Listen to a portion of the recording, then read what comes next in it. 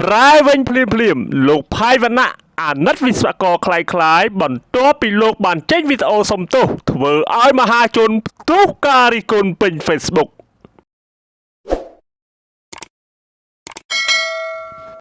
បន្ទាប់ពីមានការផ្ទុះល្បីចែកចាយបន្តគ្នាករណីធ្វើសញ្ញាបត្រវិស្វករคล้ายៗរបស់លោកណនសីហាអ្នកម៉ៅការសំណង់ធ្វើឲ្យមហាជននៅក្នុងបណ្ដាញសង្គម Facebook ទុះការវែកញែកពេញបណ្ដាញសង្គមនិងសំណូមពរឲ្យសមត្ថកិច្ចពាក់ព័ន្ធចាត់វិធានការផ្លូវច្បាប់ទៅលើលោកណនសីហាដោយឃើញមហាជនមានការប្រតិកម្មជាខ្លាំងនៅរាត្រីថ្ងៃទី16ខែមិថុនាឆ្នាំ2026លោកណនសីហាម្ចាស់ម៉ៅការសំណង់ក៏បានចេញវីដេអូសុំទោសជាសាធារណៈដោយនៅក្នុងវីដេអូនោះអមដោយសំណេរថាថ្ងៃទី16ខែ6ឆ្នាំ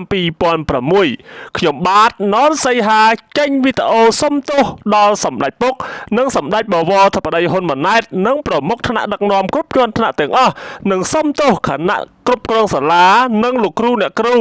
និងបងប្អូននិស្សិតវិស្វករទាំងអស់រៀននៅសាលាតិចណូនិងសុំទោសបងប្អូនជនរួមជាតិទាំងអស់សូមខន្តីអភ័យទោសចំពោះខ្ញុំបាទណនសីហាផងដោយសារតែខ្ញុំខ្វះការយល់ដឹងមិនបានគិតឲ្យគ្រប់ជ្រុងជ្រោយដោយសារតែខ្ញុំបាទក៏ជាជនរងគ្រោះដែរដោយសារតែខ្ញុំឆាប់ជឿទុកចិត្តលើបុគ្គលម្នាក់ថារត់ការឯកសារឲ្យខ្ញុំតែដល់ពេលបានមកជាឯកសារคล้ายៗខ្ញុំសូមសន្យាថាមិនធ្វើរឿងនេះឲ្យកើតឡើងម្ដងទៀតនោះទេសូមទោសលោកពូផៃវណ្ណៈសូមទោសលោកជំទាវនឹមវណ្ណៈសូមទោសក្រសួងដែលពាក់ព័ន្ធទាំងអស់ខ្ញុំបាទណនសីហាសូមទោសសូមអរគុណបន្ទាប់ពីបានឃើញវីដេអូសុំទោសរបស់លោកណនសីហាដែលជាវិស្វករคล้ายៗមានសញ្ញាបត្រវិស្វករคล้ายៗនេះហើយបានធ្វើឲ្យលោកផៃវណ្ណៈប្រែវិញភ្លាមតែម្ដងងាកមកអាណិតវិស្វកររូបនេះដោយនៅរាត្រីថ្ងៃទី16ខែមិថុនាឆ្នាំ2026នេះនៅលើបណ្ដាញសង្គម Facebook របស់លោកផៃវណ្ណៈបានបង្ហោះសម្ដីថា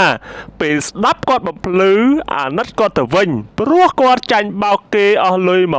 $1,600ដោយគេសន្យាថារត់ការធ្វើសញ្ញាបត្រវិស្វករត្រឹមត្រូវឲ្យប៉ុន្តែគេបែរជាធ្វើសញ្ញាបត្រคล้ายៗឲ្យគាត់ទៅវិញលោកផៃវណ្ណៈបានបន្តទៀតថា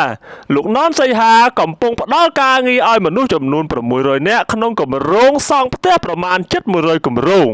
គាត់បានទទួលស្គាល់កំហុសនិងសុំទោសមនុស្សគ្រប់គ្នានិងបានសុំការយោគយល់ដល់គាត់ដើម្បីគាត់បន្តការងារសំណង់ជាមួយបងប្អូន600នាក់បើគាត់មានបញ្ហាមនុស្ស600នាក់នឹងអស់ការងារធ្វើលោកផៃវណ្ណៈបានបន្តទៀតថាដូច្នេះសូមបងប្អូនយោគយល់ដល់គាត់ហើយគាត់អាចក្លាយជាសាក្សីផ្ដល់ព័ត៌មានដល់សមត្ថកិច្ចដើម្បីស្រាវជ្រាវរកអ្នកធ្វើសញ្ញាបត្រคล้ายៗឲ្យគាត់មកផ្ដន្ទាទោសតាមច្បាប់បន្ទាប់ពីលោកផាយវណ្ណៈបង្ហោះសារអាណិតដល់វិស្វករคล้ายៗធ្វើឲ្យមហាជនទោសការរិះគន់ជាខ្លាំងផងដែរដោយនៅក្នុងនោះគណនី Facebook មួយបានលើកឡើងថាសុំទោសរឿងសុំទោសហើយតែបើសុំទោសហើយរួចខ្លួនតើនៅមានច្បាប់ធ្វើអ្វីទៀតនេះជាករណីខុសច្បាប់បានចែងហើយក្នុងន័យខ្ញុំថាជនណាប្រព្រឹត្តទង្វើខុសច្បាប់ត្រូវទទួលខុសត្រូវចំពោះមុខច្បាប់សូមអរគុណ